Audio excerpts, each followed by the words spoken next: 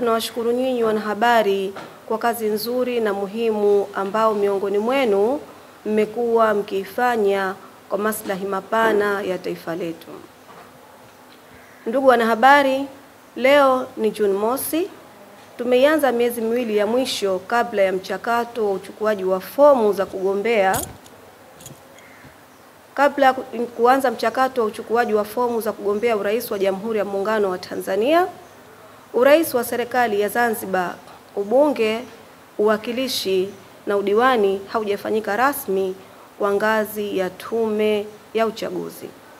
Pamoja na chama cha wananchi CUF kupaza sauti mara kadhaa na kutoa wito kwa Dr. Samia Suluhu Hassan kukaa na wadau wa demokrasia ili kujenga mustakabali wa pamoja, kuhakikisha kwamba uchaguzi mkuu wa mwaka 2025 unafanyika na unakuwa huru na haki. Bado hakuna majibu ya moja kwa moja kwa rais yanayoashiria dhamira ya kuwarudisha Watanzania pamoja kupitia uchaguzi huu. Hivyo tunalazimika kurudia kwa msisitizo mkubwa kabisa kwamba uchaguzi mkuu wa mwaka 2025 ndio utakaojenga imani na heshima kwa Rais Samia na taifa endapo utakuwa huru na haki. Na kinyume chake utaidhalilisha taifa letu kimataifa na kuharibu kabisa heshima ya nchi yetu.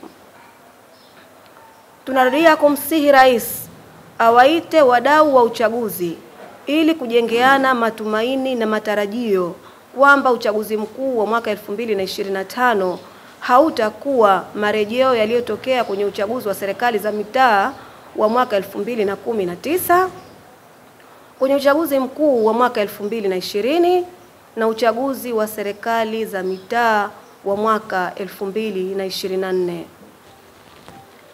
Ndugu wanahabari, alipokuwa anatoa hotuba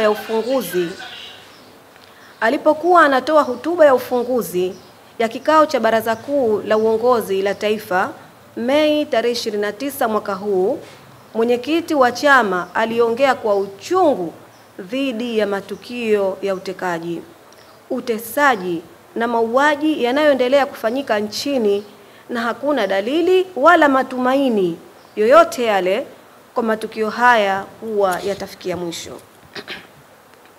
Ni wakati mwafaka sasa kwa serikali kuhakikisha wale wote waliopotezwa wanapatikana na ripoti zao za uhakika zinatolewa kuhusu watekaji.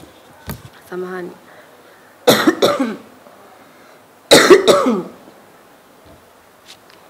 Na watekaji wanakamatwa na kufikishwa mahakamani. Aidha, na namna yoyote ya kujaribu kuwashughulikia kwa lengo la kuwanyamazisha wale wote wanaopaza sauti kuhusu matukio haya ya utekaji bila ya kujibu hoja na kueleza mikakati ya kukomesha vitendo hivi haiwezi kupokelewa vyema na Watanzania. Ikumbuke kwamba wahanga wote wa utekaji, utesaji na mauaji wana ndugu na jamaa zao maeneo mbalimbali ya nchi, na kwa vyovyote vile wanahitaji kupata maneno ya faraja kutoka kwa serikali yao juu ya kupatikana kwa ndugu zao wakiwa hai na salama, na taarifa ya kupatikana kwa watekaji na kufikishwa mahakamani. Badala ya kusikia dola ikisimama na kutoa kauli nzito dhidi ya wanaoguswa na janga hili, tunatambua kwamba si kila anayezungumza anafanya hivyo kwa kuheshimu sheria. Hata hivyo, baada ya kuhimiza serikali kuchukua nafasi yake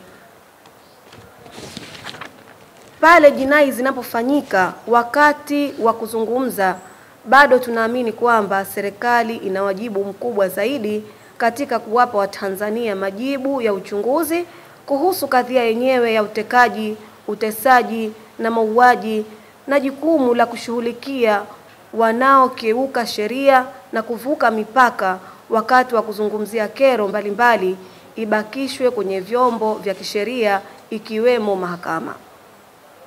Ndugu wanahabari, CUF, chama cha wananchi, kitashiriki uchaguzi wa mwaka 2025.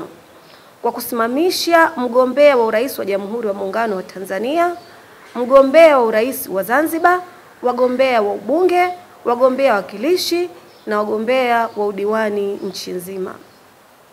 Tunatoa wito kwa wanachama na wananchi wanaotaka kugombea nafasi hizo kupitia CUF, chama cha wananchi, wafanye hivyo kwa kuzingatia sheria za nchi, katiba na kanuni za chama chetu. Ndugu wanahabari, CUF chama cha wananchi ni taasisi. Katiba ya CUF chama cha wananchi mwaka 1992 toleo la mwaka 2019 imeainisha vyombo mbalimbali vya kiuongozi ndani ya chama kuanzia ngazi ya tawi mpaka ngazi